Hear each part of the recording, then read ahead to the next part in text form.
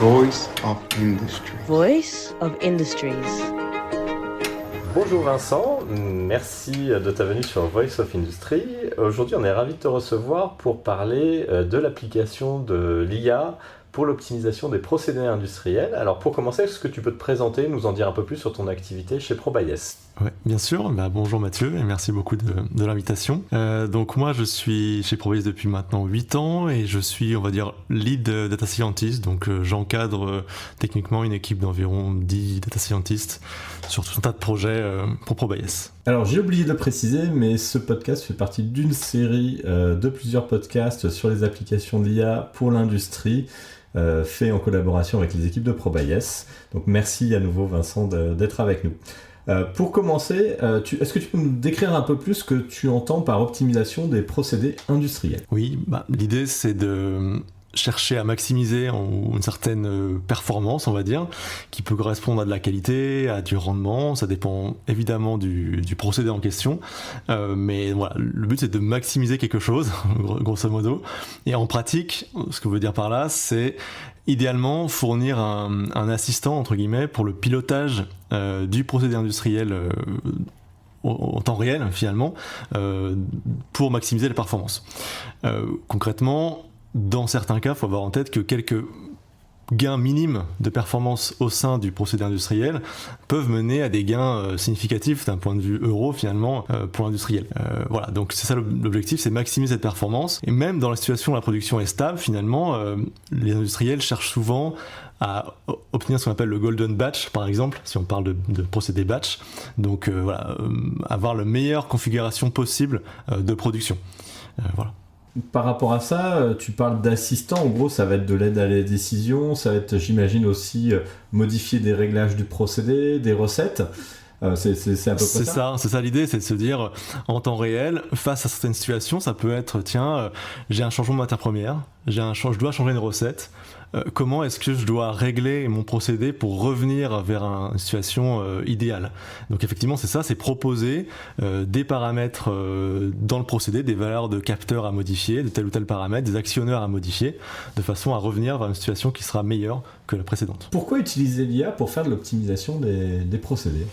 L'idée, c'est que les procédés industriels sont souvent très très complexes, avec un très grand nombre de paramètres, de grandeurs physico-chimiques qui sont mesurées. Et donc évidemment, c'est très compliqué de maîtriser parfaitement l'ensemble du procédé. On sait que les responsables qui font le pilotage le connaissent bien, mais par exemple, la compétence peut se perdre dans le temps. Donc un avantage, c'est que si on peut modéliser ça par de l'IA, on peut rendre plus pérenne finalement cette connaissance. Et surtout, en fait, devant ce très grand nombre, on va dire, de degrés de liberté qu'ont ces procédés, notre cerveau humain, entre guillemets, a des limites, évidemment.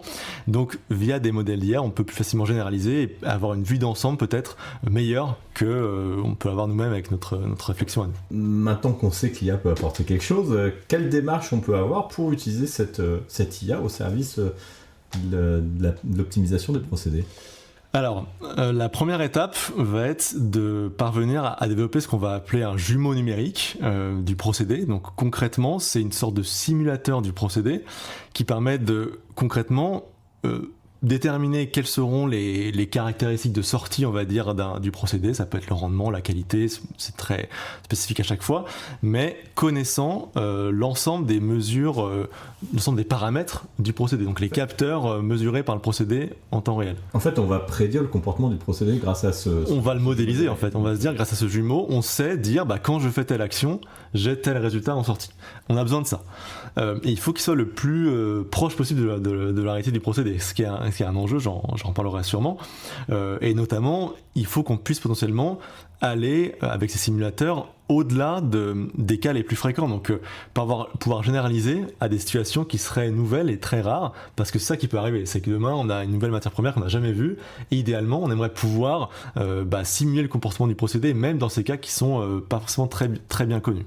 Et donc, concrètement, pour faire ce sort de jumeau numérique, on a, on va dire, 3 grandes possibilités. La possibilité numéro 1, ça serait, malheureusement c'est très rare, mais pour des procédés qui seraient relativement simples, on pourrait entièrement les modéliser via des équations en fait, et donc avoir une résolution entre guillemets analytique du système, ce qui n'est pas réaliste dans la vraie vie malheureusement. Le cas le plus réaliste, on va dire, c'est via des simulateurs vraiment qui intègrent ces équations physico-chimiques, qui les intègrent et qui les résolvent dans un simulateur de procédés. Grâce à ça, cette petite simulation, c'est finalement en tant que tel un jumeau numérique. Un des problèmes de ces objets-là, c'est qu'ils sont souvent extrêmement gourmands en temps de calcul, ce qui fait qu'on ne peut pas s'en servir dans la vraie vie du procédé en temps réel. Et j'en reviendrai après, d'où l'intérêt de faire des modèles IA par-dessus ça. Mais donc, une solution, c'est ça, c'est en tout cas d'avoir un jumeau numérique, un simulateur physico-chimique du procédé, option 2. Et option 3, finalement, c'est d'utiliser directement des modèles d'IA comme jumeau numérique. Donc en fait, entraîner un algorithme d'IA à prédire, on va dire, les sorties de notre procédé, connaissant en entrée les capteurs, les mesures qui ont lieu dans la vraie vie. Donc remplacer le simulateur par un modèle qui a été entraîné, qui a été appris sur des vrais exemples de procédés. Ce qui veut dire que, si je comprends bien, dans les deux premiers cas, comme on a de la physique et de la chimie qui rentrent en ligne de mire dans le simulateur, comme tu dis, ou le jumeau numérique, on va pouvoir aller au-delà de ce qui se fait habituellement au niveau industriel. Par contre, si je comprends bien, le dernier cas, on est sur de la donnée historique, donc on va être capable que de connaître ce qu'a vécu le procédé dans son histoire. Et c'est un problème parce que souvent, la majorité des procédés, heureusement, sont stables et sont bien maîtrisés, et donc ne sortent que très peu de gammes bien connues, en fait. Voire peu de variabilité. Exactement. Donc en fait, l'idéal, c'est que souvent le simulateur physico-chimique, s'il existe, il a un gap néanmoins, réel entre ce qu'ils proposent et la vraie vie, parce que le simulateur reste une approximation en fait. Donc la solution idéale, c'est de pouvoir avoir un simulateur existant, mais donc entraîner par exemple un modèle d'IA sur ce simulateur pour le reproduire, pour que le modèle d'IA comprenne finalement la physico-chimie du procédé via des exemples issus du simulateur, mais l'entraîner ce modèle d'IA aussi sur les données de vrais procédés pour réduire ce gap qu'il y a entre la simulation et la vraie vie. Et donc avoir un modèle qui est complet, qui a vu, grâce au simulateur, plein de cas divers et variés, même des cas qui sont extrêmement marginaux en production, mais pouvoir aussi le fine-tuner, ce modèle d'IA, sur des vraies données de production pour le rendre le plus complet et réaliste possible. Ça, c'est la situation idéale. Une situation un peu hybride, mais qui prend le meilleur des deux Exactement, approches. exactement. Ok, et concrètement, comment est-ce qu'on peut développer ce jumeau numérique comment ça se passe pour Comment ça se passe, ouais. Et donc on va prendre le scénario idéal dont je parlais auparavant. Donc on fait l'hypothèse que l'industriel a un simulateur physico-chimique du procédé. Donc il peut générer facilement, entre guillemets, en tout cas a priori facilement, tout un tas d'exemples de situations de procédés avec des données capteurs telles qu'elles pourraient être dans la vraie vie et des sorties, des outputs du procédé. Donc déjà, on va demander au simulateur de générer plein d'exemples de ce style-là, première chose. Et on va compléter cette base de données par des vrais exemples issus du vrai procédé. Donc il faut que l'industriel ait historisé, depuis quelques années par exemple, des données de procédé, voilà, tous les paramètres qui ont été vraiment, qui ont eu lieu dans le passé, les sorties du procédé, voilà, tout ça doit être historisé. Une fois qu'on a ça, on peut entraîner des modèles de machine learning ou de deep learning qui vont prendre en entrée l'ensemble des capteurs au cours du temps par exemple, et prédire les sorties du procédé.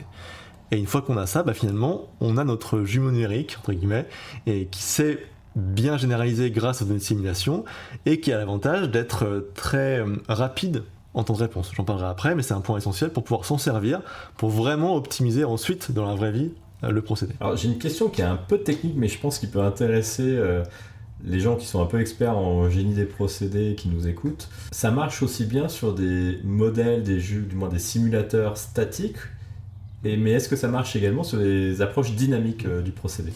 Oui, la question va être de comment intégrer cet aspect dynamique, et notamment l'aspect temporel du coup est critique pour l'aspect dynamique. Donc les deux sont faisables. Il faut, dans l'aspect dynamique, ça veut dire qu'on a besoin d'avoir généralement un passé assez significatif pour garder en tête dans le modèle, entre guillemets, ce qui s'est passé dans les N dernières heures, par exemple, puisqu'on sait que si on a un aspect dynamique, on peut avoir de l'inertie, par exemple, et donc on a besoin d'avoir le comportement dans les temps un petit peu passés pour alimenter le modèle pour sa prédiction de l'état d'après. Donc c'est faisable, mais il faut le prendre en compte dans la modélisation machine learning. Ouais, ça amène un peu plus de complexité. Voilà, c'est un peu plus compliqué, mais c'est faisable, absolument. On vient de passer un peu de temps à parler du jumeau numérique. Mais si je comprends bien, le jumeau numérique, il va nous permettre de prédire comment se comporte le process. on n'est pas encore à l'optimisation. Comment est-ce qu'on se sert de ce jumeau numérique pour optimiser en temps réel le procédé ? En fait, l'idée, c'est qu'une fois qu'on a ça, on se ramène à une sorte de problème d'optimisation sous contrainte, puisqu'on va se dire, très bien, maintenant, ce jeu numérique qui me permet de savoir ce qui va se passer dans mon procédé si je fais telle ou telle action. Finalement, si je modifie tel paramètre, je sais prédire, entre guillemets, simuler ce qui va arriver. Donc, maintenant qu'on a ça, on peut se dire, tiens, en production, j'ai une nouvelle situation qui arrive, je change une matière première, admettons, je vais pouvoir, en fait, par exemple, scanner mon simulateur, tester différentes paramètres d'entrée, différentes actions possibles dans mon simulateur, dans mon jeu numérique, et voir laquelle maximise ma performance. Mais évidemment, il y a des contraintes. On sait qu'on ne peut pas faire n'importe quoi dans un système en production. Il y a des paramètres qu'on ne peut pas modifier. Il y en a qui sont fortement corrélés. Il y en a qui ont des limites, qui ont des contraintes. Donc c'est pour ça que je parle d'optimisation sous contrainte. C'est ça, vraiment, c'est de se dire, j'ai le simulateur, comment s'en servir pour trouver la meilleure solution, mais certaines solutions ne sont pas autorisées finalement, donc on doit contraindre le périmètre. Et ça, du coup, on a besoin d'une très forte interaction avec le métier, parce que le métier qui lui maîtrise son procédé sait nous dire, voilà, ça c'est une contrainte, je ne peux pas dépasser telle borne dans le procédé, je ne peux pas modifier aussi rapidement ce paramètre-là, ça n'a pas de sens, c'est pas possible techniquement. Donc on doit intégrer ces contraintes, mais une fois qu'on peut le faire, ça va pouvoir marcher, on va pouvoir en temps réel, à la fin, finalement, proposer une solution rapidement, puisque grâce au modèle d'IA, finalement, on n'a pas les contraintes de temps de calcul très longs que peuvent avoir des vrais simulateurs complets. Via les modèles machine learning, deep learning, les inférences sont très rapides, donc on peut vraiment tester en temps réel plein de combinaisons et trouver la meilleure en un temps qui est raisonnable pour le vrai production. Ok, c'est très clair. Mais pour aller un peu plus dans le concret, est-ce que tu peux nous donner quelques exemples de réalisations que vous avez pu faire dans ce domaine ? Alors concrètement, on a commencé sur ce sujet-là il y a quelques années déjà maintenant en ProBayes, environ en 2019 en particulier. On avait attaqué avec un projet financé par l'Europe, un projet H2020 qui s'appelait Monsoon et qui notamment qui impliquait Rio Tinto, donc entreprise de production d'aluminium, sur le site de Dunkerque, qui a été d'ailleurs racheté depuis par Aluminium Dunkerque. En tout cas, l'idée, c'était de chercher à optimiser un procédé interne, on va dire, de l'usine, qui était la production d'anodes. Il faut comprendre que dans le procédé de production d'aluminium, on a une électrolyse qui se fait à un moment donné dans le procédé, et donc qui consomme des anodes. Et donc l'usine produit ses propres anodes pour ce procédé. Et l'idée, c'était qu'en fait, si la qualité des anodes est la meilleure possible, pour l'électrolyse qui a lieu à la fin de la chaîne de production, les rendements s'améliorent. Et c'est très significatif si on peut maximiser la qualité, la densité dans ce cas-là, anodique. Donc on a voulu mettre ça en place à l'époque. Là on n'a pas de simulateur. Donc c'était une difficulté, c'est qu'on a dû uniquement entraîner notre jumeau numérique sur des données passées. Alors ils avaient plus de 10 ans d'historique, donc ça donnait quand même pas mal d'exemples assez différents pour construire un modèle assez robuste. Donc c'est ce qu'on a fait à l'époque. Donc ce modèle de machine learning était entraîné à prédire la densité anodique, connaissant les paramètres procédés. Il marchait bien, il avait des bonnes performances de prédiction, et donc on s'en est servi comme jumeau numérique.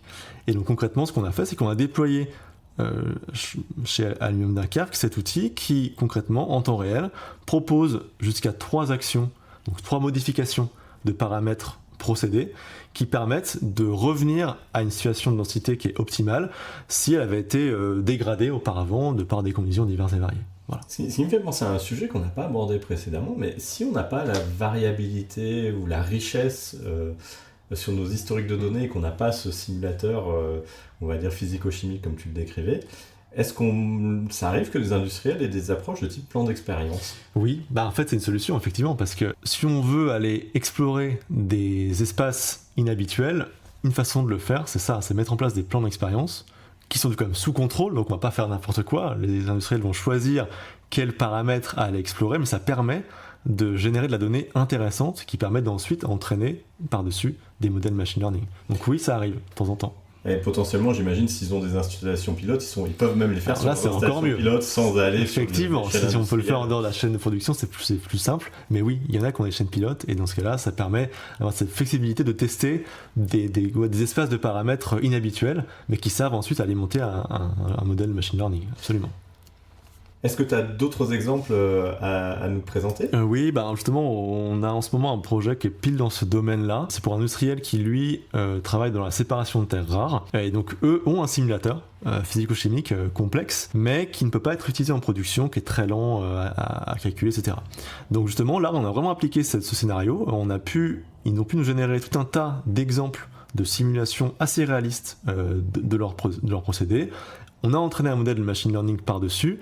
Petite parenthèse, ils n'ont pas encore d'usine, donc on n'a pas pu fine-tuner le modèle sur des vraies données de production, ça arrivera dans un second temps. On a pu déjà développer ce premier modèle, ce premier jumeau numérique sur les données de simulation, et concrètement ça marche très bien. Et donc là, on est en train de développer la partie d'après, la partie optimisation, où donc on va proposer des actions, voir quelle configuration est la meilleure pour maximiser un certain rendement, on va dire. Donc là, c'est en phase de test là, auprès d'industriels. Pour l'instant, ils sont contents.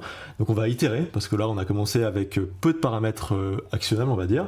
Donc une situation un peu plus simple que la vraie vie, mais on va améliorer ça dans le temps pour la rendre plus réaliste. Et la cible, c'est de l'intégrer une fois que l'usine est en production dans la vraie vie, quoi. Je crois que c'est très clair. Merci beaucoup, Vincent. Sur base de toutes ces expériences, quelles seraient les 2-3 préconisations que tu pourrais donner à un industriel qui souhaite passer le cap et mettre en place de l'IA pour optimiser ses procédés ? Alors, la première chose, je pense que la plupart des industriels le font, mais il faut le redire quand même, il faut dès maintenant historiser au maximum possible les données de production, donc c'est-à-dire les paramètres procédés qui ont vraiment eu lieu, les informations sur les matières premières, des fois c'est pas forcément bien stocké, donc bien caractériser les matières premières qui ont alimenté le procédé au cours du temps, et évidemment tous les résultats de sortie, de qualité, de rendement, il faut historiser ça au maximum parce que ça a beaucoup de valeur pour notamment créer ce jumeau numérique.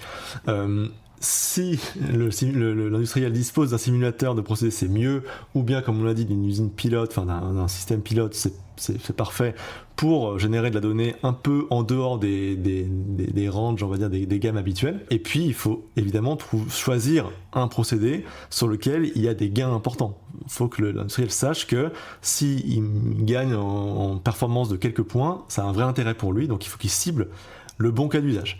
Et puis ensuite, partir sur une approche itérative, comme ce que j'ai un peu décrit juste auparavant. Voilà, il faut commencer simplement avec peu de paramètres modifiables, et puis itérer jusqu'à avoir une solution réaliste. Et puis trouver le bon partenaire pour être accompagné là-dessus, parce que c'est un sujet quand même pas simple.